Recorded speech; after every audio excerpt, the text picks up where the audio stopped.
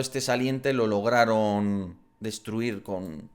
No con facilidad porque hubo bajas, pero bueno, lo lograron, digamos, ¿no?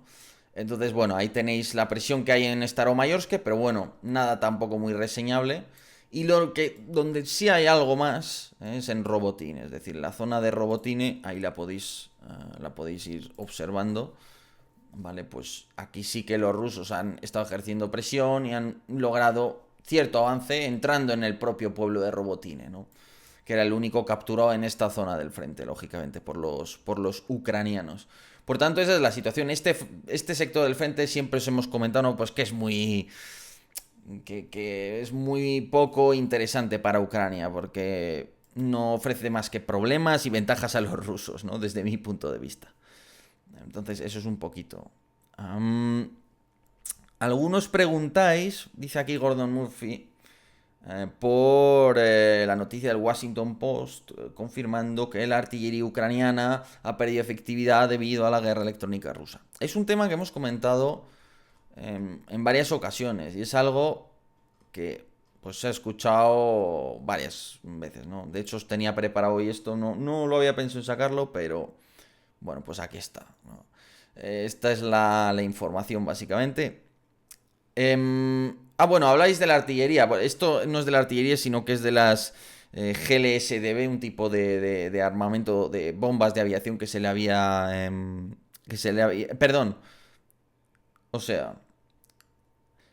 No, o sea, sí es artillería. Las GLSDB justamente, pero también las bombas, digamos, también planeadoras, al fin y al cabo, JOTAN, que le había entregado Estados Unidos a Ucrania.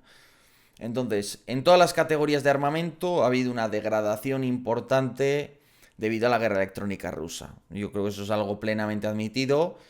Ya os he explicado más de una vez que, al fin y al cabo, los rusos, cuando vieron toda esta revolución en el armamento de precisión, una de las cuando lo estudiaron bien y tal, una de las conclusiones a las que llegaron es que la clave de este tipo de armamento es en muy buena medida todo el asunto de la guerra electrónica. La guía de estos proyectiles, todo al final depende de lanzar ondas. Porque al final, por mucha IA que haya, no lo puede hacer todo un solo sistema. Entonces necesita comunicarse. Y como no se comunican por cable, lo hacen por ondas, pues lógicamente ahí es donde entra la guerra electrónica. Trabajar con esas ondas. Descifrarlas, desencriptarlas, captarlas para estudiarlas, inhibirlas, interferirlas, perturbarlas. Hay un montón de cosas que se pueden hacer. Y por eso los rusos hicieron una apuesta estratégica desde el principio por la guerra electrónica. Y se está viendo que tiene una eficacia muy importante, obviamente. Ya os digo, son informaciones que han aparecido en prensa. También creo que las dijimos muy en el canal, en algunos de los informes os lo comenté. ¿Por qué? Pues porque pude hablar con un representante de una empresa que fabrica unos de estos municiones y nos lo dijo de una manera muy clara. Él entonces, bueno, pues es así.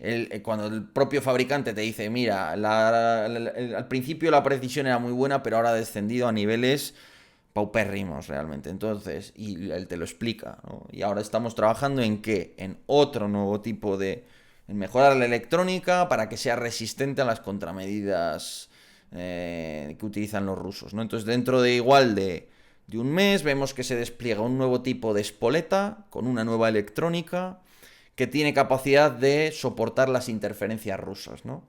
Y entonces los rusos lo cogerán, lo estudiarán y dentro de varios meses aparecerá otro sistema de guerra electrónica capaz de adaptarse a eso. Bueno, pues esa falta de precisión se ha observado. ¿Y qué medidas ha provocado? Bueno, para empezar, que la munición de artillería se utilice pues en zonas menos protegidas, contra objetivos menos rentables a veces, o se dispare muy lejos de sus máximos alcances. Es decir, que si esta munición, el máximo y el ideal es poder usarla a 80 kilómetros, pues igual la estoy usando a 10 o a 20, porque cuanto más me alejo de mi fuente de emisiones, más me perturban la señal y llega un punto en el que el proyectil pierde la señal, ¿no? Entonces, si lo tiro a 10 kilómetros donde aún no hay sistemas de guerra electrónica tan potentes activos, pues entonces voy bien, ¿no? Entonces, eso, luego también seguramente los rusos ha mejorado algo su capacidad en materia de interceptación de cohetes y misiles de cierto tamaño. No sabemos cuántos tienen capacidad de interceptar y todo eso, pero bueno, se supone, ¿no? Si no recuerdo mal, también hubo un Scalp que fue interceptado recientemente en Ucrania, un Storm Shadow, ¿no? Bueno, eso decían los rusos, que vete a saber, ¿no? Bueno, pues eso decían, ¿no? Desde luego sí se veía la interceptación de un objetivo aéreo, pero vete a saber lo que era. Bueno, la imagen, por si queréis verlo, es esta. A saber, ¿no? Y creo recordar que habían logrado alguna interceptación. Sí, si no recuerdo mal, sobre Belgorod ya se ha visto alguna interceptación también de misiles ucranianos, ¿no? Por parte de los rusos. Pero por ahora tampoco muchísimas. Entonces no sé exactamente cómo lo estarán llevando en ese sentido. Es un problema tremendo, lógicamente. Todo lo que tenga que ver con la guerra electrónica. Y es algo en lo que quizás no se ha hecho la inversión que se debió hacer, ¿no? Y también hay un problema de las industrias europeas de defensa que son muy lentas a la hora de adaptarse a veces a este tipo am, de situaciones. Bien, esto de un lado. De otro lado, declaraciones de Putin sobre una paz en Ucrania.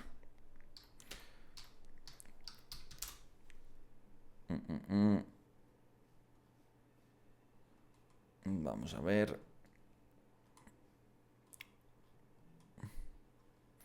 Vale, a ver. A ver si encuentro.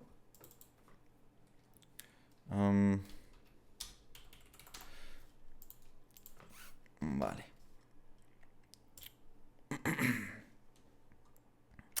A ver si... Porque aquí, vamos, lo tengo preparado. Sí, esto era el viernes, básicamente, creo que fue.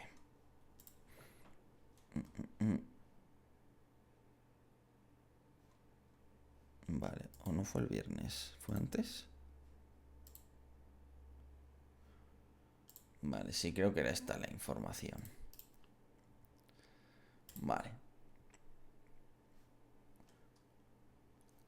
Bueno, fundamentalmente se produjeron toda una serie de declaraciones en el marco de la reunión con... Ко мне вопрос, да? К обоим президентам Да, вопрос. начну, наверное, да? Лучше знает. Да. Что касается переговорного процесса, я много раз об этом говорил, хочу и здесь, в Минске, еще раз это подчеркнуть. Россия никогда от этих переговоров не отказывалась. Более того, мы вот в Беларуси... Efectivamente. Entonces, bueno, pues ese es el...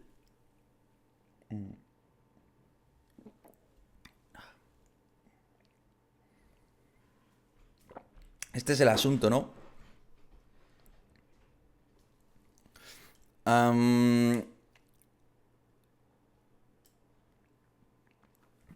El punto justamente es ese, ¿no? Que se había producido esa reunión entre Lukashenko y... Perdona, que es que como es primavera, yo no sé. Me pasa todo el año, pero igual ahora más. Pues... Se produce esa reunión, ¿no? Entre Putin y Lukashenko. Y él habla, pues, de que están abiertos a negociar, de que nunca se han negado a negociar y todo eso. Luego Peskov procedió a decir todo lo contrario, ¿no? Que ellos, al fin y al cabo, por cierto, quiero probar una cosilla. A ver qué os parece. Entonces, bueno, pues lo que viene a decir Peskov es que ellos siempre han estado abiertos a negociar y tal. Bueno, en un sentido, una parte del tiempo lo han estado, otra no.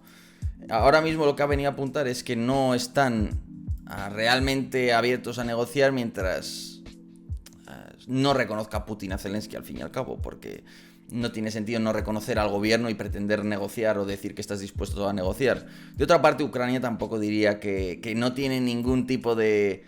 quiero decir que Ucrania no tiene tampoco, hasta donde yo sé, intención de negociar en estos momentos, ¿no? Y aquí hay uno de los problemas que se plantea es que quieren las partes, hasta qué punto están dispuestos a ceder los rusos y hasta qué punto estarían dispuestos pues a ceder los ucranianos también, ¿no?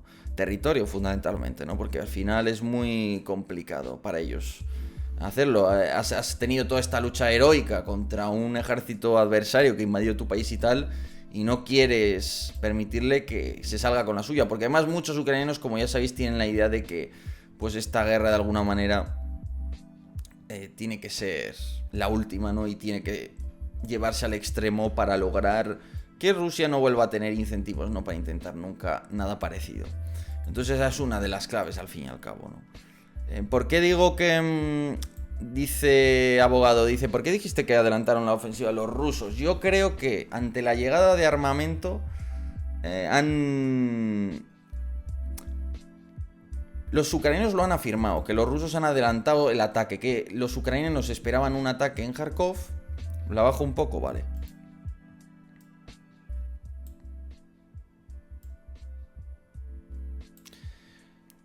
Que ellos esperaban, digamos, la ofensiva en Kharkov, pero no la esperaban dentro de unas semanas o algo así. Eso de un lado. Luego hay otro asunto, y es que sabemos que hay un montón de material estadounidense enviado a Ucrania. No hay más que ver cómo, pues en España, un partido político descubrió sin querer un cargamento que era para Ucrania casi seguro, pensando que era para Israel, ¿no? Entonces hay mucho armamento yendo y es lógico que quieras atacar ahora antes de que llegue y se pongan las cosas más complicadas, que ahora vais a ver cómo se están poniendo más complicadas para los rusos. Esto lo vamos a comentar ahora. Entonces eso de un lado. De otro lado también el grado de sorpresa que obtuvieron sobre los ucranianos. Es decir, es verdad que los primeros 72 horas del asalto sobre Kharkov cogieron a los ucranianos por sorpresa. Y ahora os voy a comentar una cosa adicional, ¿no? Entonces esto es lo más fundamental. De otro lado, ¿en qué está afectando ya la llegada de material estadounidense? Pues en todo el asunto de los Sukhoi 25 se nota. Es decir, ya de entrada, esta situación en la que los Sukhoi 25